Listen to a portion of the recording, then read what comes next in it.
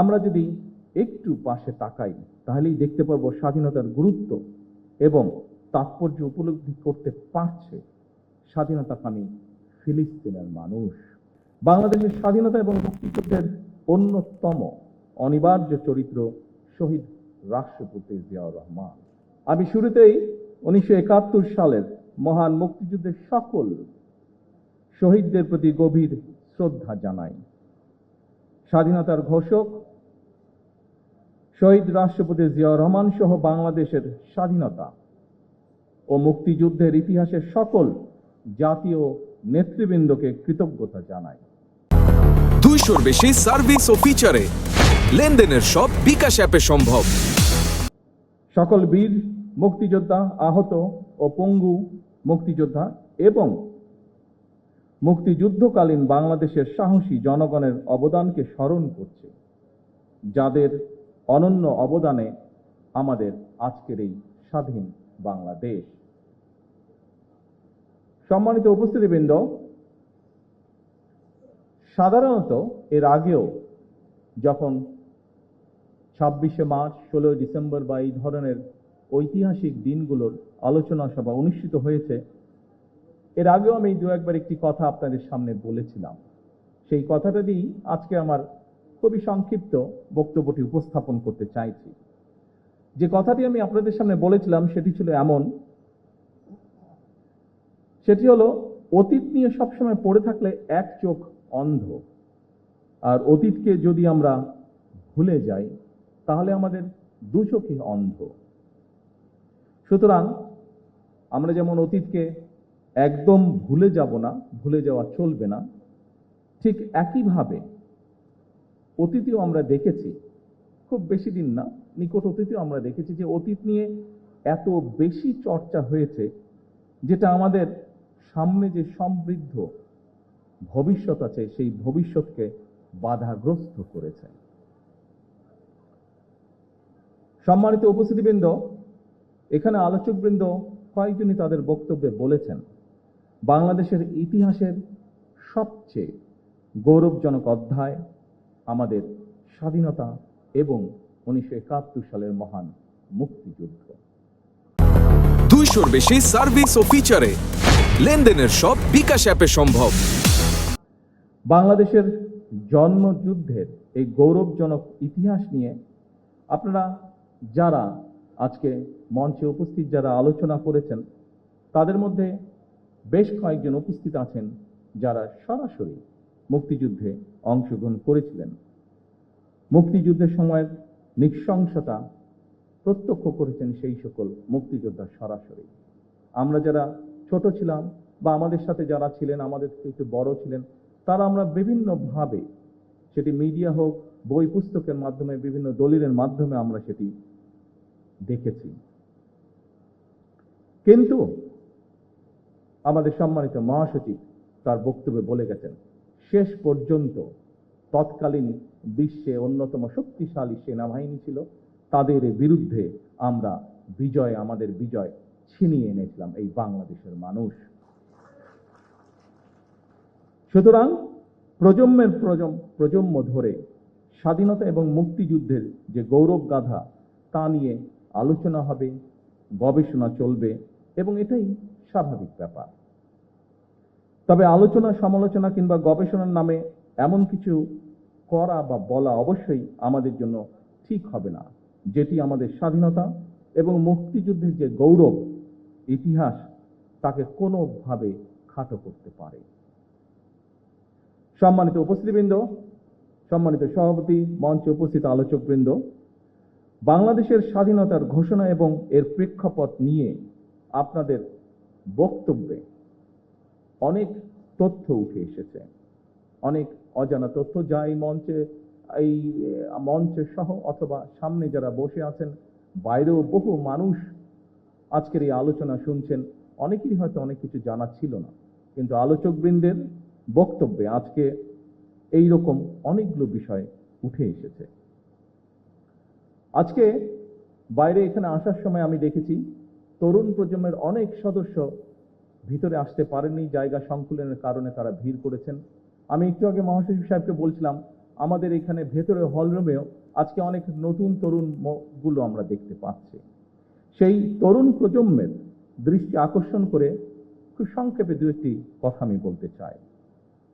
বাংলাদেশের স্বাধীনতা এবং মুক্তিযুদ্ধের অন্যতম অনিবার্য চরিত্র শহীদ রাষ্ট্রপতি জিয়াউর রহমান। আমরা দেখেছি অতীতে যেভাবে শহীদ জিয়াউর রহমানকে, তার অবদানকে, তার কাজকে খাটো করার চেষ্টা করা হয়েছে, এর থেকেই প্রমাণিত হয়েছে শহীদ রাষ্ট্রপতি জিয়াউর রহমান অবশ্যই বাংলাদেশের মুক্তিযুদ্ধের একজন অনিবার্য চরিত্র। কিন্তু সম্মানিত উপস্থিতিবৃন্দ, শহীদ রাষ্ট্রপতি জিয়াউর রহমান হঠাৎ করেই কিন্তু স্বাধীনতার ঘোষণাকে দেননি। শহীদ জিয়া প্রথম জীবনে অবশ্যই একজন রাজনৈতিক কর্মী ছিলেন না, তিনি একজন সামরিক সৈনিক ছিলেন। তবে তিনি বাংলাদেশের স্বাধীনতার যে স্বপ্ন, সেটি যে তার মনের মধ্যে সেই বোধ শক্তির পথ থেকে লালন করতেন, এটি কিন্তু তার একটি লেখায় ফুটে উঠেছে।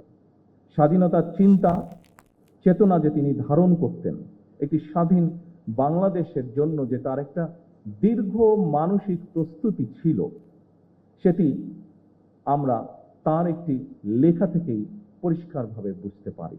কথাগুলো আমার নয়, কথাগুলো কারো মন গড়াও নয়, এই কথাগুলো আমরা তার নিজের লেখনী থেকে আমরা জানতে পারছি। আমরা স্বাধীনতা এবং মুক্তিযুদ্ধ নিয়ে শহীদ জিয়ার নিজের লেখা একটি প্রবন্ধ আছে। প্রবন্ধটির নাম একটি জাতির জন্ম।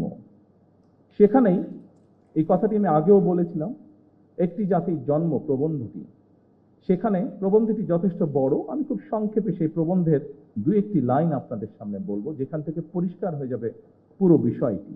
এই প্রবন্ধের মাধ্যমে আমরা জানতে পারি যে স্বাধীন বাংলাদেশ, সার্বভৌম একটি বাংলাদেশের স্বপ্ন বহুদিন যাবৎ শহীদ জিয়ার মনে শহীদ জিয়া লালন করছিলেন। শহীদ প্রেসিডেন্ট জিয়াউর রহমানের লেখার নিবন্ধটি দৈনিক বাংলা পত্রিকার প্রথম 1972 সালের 26শে মার্চ প্রকাশিত হয়েছিল। এই প্রবন্ধটি ছিল বাংলাদেশের প্রথম স্বাধীনতা দিবস। 1971 সালে দেশ স্বাধীন হবার পরে প্রথম যে আমরা স্বাধীনতা দিবস পালন করি, সেই দিবস উপলক্ষে যে প্রথম কোরপত্রটি প্রকাশিত হয়েছিল, সেই কোরপত্রে এই লেখাটি ছাপা হয়েছিল বা প্রবন্ধটি ছাপা হয়েছিল। প্রবন্ধটি ছিল এইরকম, যেই লাইনটি আপনাদের সামনে আমি উল্লেখ করতে চাইছি। এই প্রবন্ধটি বা নিবন্ধটির শেষ প্যারায় শহীদ জিয়াউর রহমান লিখেছিলেন, তখন রাত 2:15 26শে মার্চ 1971 সাল। রক্তের আখরে বাঙালির হৃদয়ে লেখা একটি দিন। বাংলাদেশের জনগণ চিরদিন স্মরণ রাখবে এই দিনটিকে, স্মরণ রাখবে, ভালোবাসবে। এই দিনটি তারা কোনোদিন ভুলবে না, কোনো দিন না। এভাবেই উনি লিখেছিলেন। সম্মানিত উপস্থিতিবৃন্দ, 1971 সালের 26শে মার্চ রাত 2:15 কি হয়েছিল, আমি মনে করি স্বাধীনতা এবং মুক্তিযুদ্ধের ইতিহাস নিয়ে যারা গবেষণা করেন, এই তথ্যটি অবশ্যই তাদের জন্য একটি গুরুত্বপূর্ণ দলিল হতে পারে। কারণ শহীদ জিয়ার লেখা এই 1972 সালের প্রবন্ধটি যখন প্রথম প্রকাশিত হয়েছিল, তখন কিন্তু মাত্র মুক্তিযুদ্ধ শেষ হয়েছে। যারা মুক্তিযোদ্ধা ছিলেন, যারা মুক্তিযুদ্ধের সঙ্গে প্রত্যক্ষ বা পরোক্ষভাবে জড়িত ছিলেন, তারা কিন্তু প্রত্যেকেই তখন বেঁচে ছিলেন, যারা বেঁচে ছিলেন যুদ্ধের শেষের পরে। এই প্রবন্ধটি প্রকাশিত হওয়ার পরে কারো পক্ষ থেকেই আমরা কোন রকম এমন কিছু আপত্তি বা এমন কিছু কথা পাইনি যা এই প্রবন্ধ বা লেখাটিকে কন্ট্রাডিক্ট করে। শহীদ জিয়ার এই প্রবন্ধটি যে শুধু 1972 সালের 26শে মার্চই প্রকাশিত ছিল তাও নয়, আরেকটি কবে প্রকাশিত হচ্ছে সেটি আমি বলছি, এবং সেই সময়টি বলার মাধ্যমে এখানে আলোচকবৃন্দ কিছু কিছু বিষয় বলেছিলেন সেই সময়কার রাজনৈতিক প্রেক্ষাপট বা বিতর্ক। পরবর্তীতে আমরা দেখেছি শহীদ জিয়াকে খাটো করার জন্য বহু অপচেষ্টা হয়েছে। কিন্তু এখন আপনাদেরকে যেই কথাটি বা যেই তথ্যটি আমি দিব বা যেই কথাটি বলবো, তার মধ্যে থেকে একদম সঠিক যুক্তি তর্কের মাধ্যমে প্রমাণিত হয়ে যাবে যে শহীদ জিয়াকে খাটো করার চেষ্টা করা হয়েছে। কিন্তু আগেই আমি বলেছি, যা সত্য তা সত্যই। শহীদ জিয়া যে মুক্তিযুদ্ধের একজন অনবদ্য চরিত্র, এটিকে লুকানোর কোনোই উপায় নেই। সম্মানিত উপস্থিতিবৃন্দ, শহীদ জিয়ার নিবন্ধনটি 1974 সালে আবারও প্রকাশিত হয়েছিল সাপ্তাহিক বিচিত্রা। বিচিত্রা নামে একটি ম্যাগাজিন ছিল সাপ্তাহিক, সেটিতে প্রকাশিত হয়েছিল। শহীদ জিয়ার লেখা একটি জাতির প্রবন্ধ লেখাটি আমাদের মুক্তিযুদ্ধের একটি অনন্য দলিল। 74 সালেও আবার যখন প্রকাশিত হয়েছিল, কারোরই কোনো আপত্তি ছিল না এবং শহীদ জিয়া তার লেখায় যা যা বলেছিলেন অবিকল ছিল। সেই সময় সরকারে কারা ছিল, রাজনৈতিকভাবে কারা কোথায় অবস্থান করছিল, আমাদের কম বেশি প্রত্যেকেরই ধারণা আছে। কিন্তু সেই সময় তৎকালীন সরকার অথবা রাজনৈতিক ব্যক্তিত্ব কেউ শহীদ জিয়ার কোনো লেখার প্রবন্ধটির কোনো বক্তব্যকে কেউ কোনোভাবেই খণ্ডন করেননি, চেষ্টাও তারা করেননি। কারণ সেই সময় যারা ছিলেন তারা জানতেন শহীদ জিয়ার প্রতিটি বাক্য, প্রতিটি শব্দ প্রবন্ধে লিখিত সত্য সেগুলি।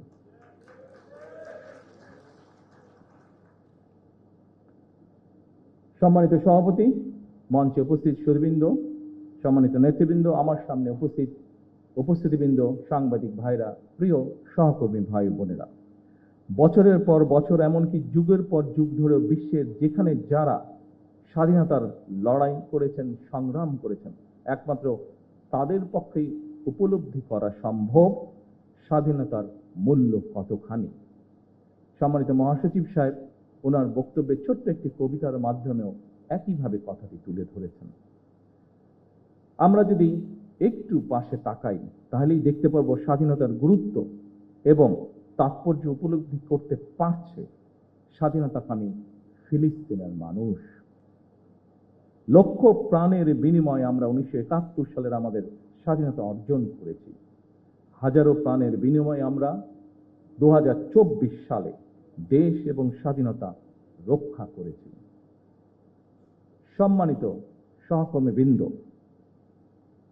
এখানে আজকের এই আলোচনা সভায় আমার সামনে এরকম অনেকে উপস্থিত আছেন যারা 2024 সালের সাক্ষ্য।